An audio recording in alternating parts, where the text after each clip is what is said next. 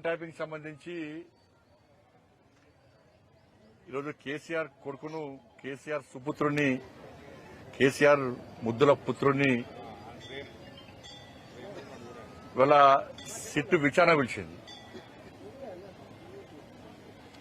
ఈ సిట్టు విచారణ గతంలో చెప్పిన సిట్టు విచారణ ప్రారంభించిన తర్వాత, సిట్టు ఏర్పాటు చేసిన తర్వాత ప్రారంభించిన సీరియల్స్, టీవీ సీరియల్స్ మొత్తం అయిపోయినాయి.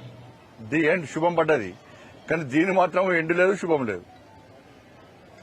దీన్ని ఇంకో 3 సంవత్సరాలు ఈ ప్రభుత్వం ఉన్న రోజులు దీన్ని కొనసాగిస్తూనే ఉంటారు. దీని పేరుతో టైంపాస్ చేస్తూనే ఉంటారు.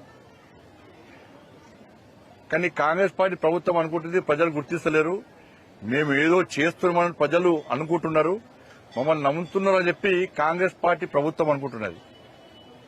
కానీ ప్రజల లోపల చర్చ జరుగుతున్న విషయాన్ని కాంగ్రెస్ పార్టీ ప్రభుత్వం గుర్తించలేకపోతున్నది. వీళ్ళు కొండందవి ఎలుకను కూడా పట్టలేకపోతున్నారు. ఈ సిట్టు విచారణ చేసే అధికారులకు వీళ్ళు స్వేచ్ఛనివ్వలేదు.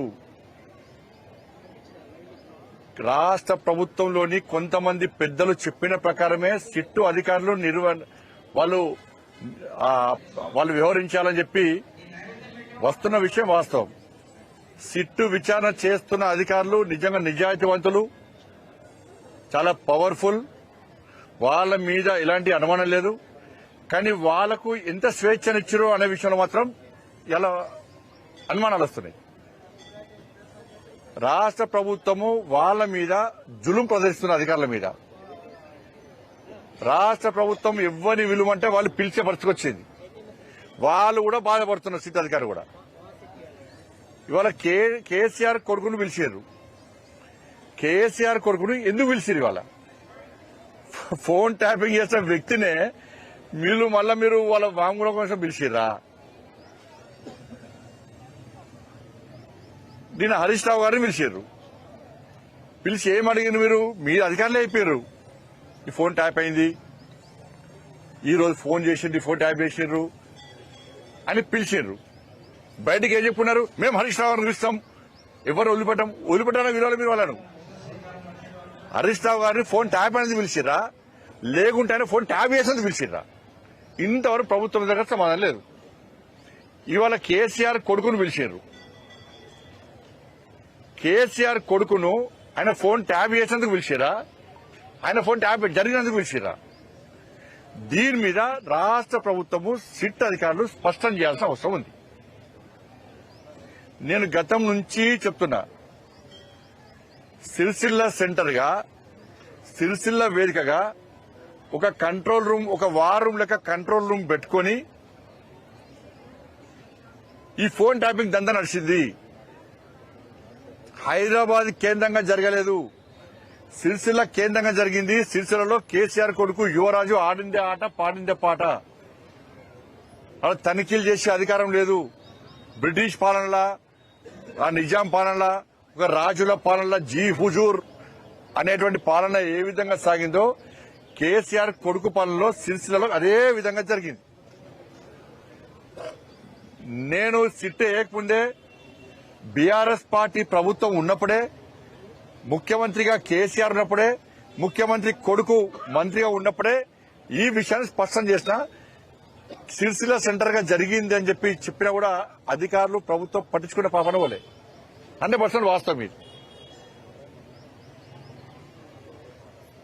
ఇలా ఫోన్ ట్యాపింగ్ ద్వారా వేల కోట్ల రూపాయలు ట్రాన్సాక్షన్ జరిగినాయి. వేల కోట్ల రూపాయలు రియల్ ఎస్టేట్ వ్యాపారాన్ని వసూలు చేసిర్రు. ప్రముఖ వ్యాపారవేత్తల దగ్గర వసూలు చేసిర్రు. దొంగదందా చేసే రాజకీయ నాయకుల చిట్టా తీసుకుని వాళ్ళ దగ్గర వసూలు చేసి కొత్త దొంగతందాకు తెరలేపిరు వీళ్ళు.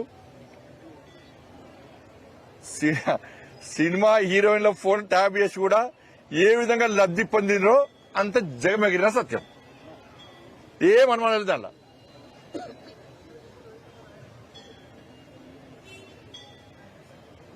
ఎలక్ట్రల్ బాండ్స్ ద్వారా వేల కోట్ల రూపాయలు ఇవాళ బీఆర్ఎస్ పార్టీ వసూలు చేసింది. బీఆర్ఎస్ పార్టీ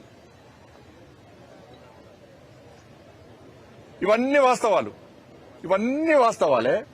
మళ్ళా తిరిగి కేసీఆర్ కుటుంబం ఫోన్ ట్యాప్ చేసిందని చెప్పి మేమంటుంటే ప్రజలు అనుకుంటుంటుంటే ఈ ప్రభుత్వమే అన్నది.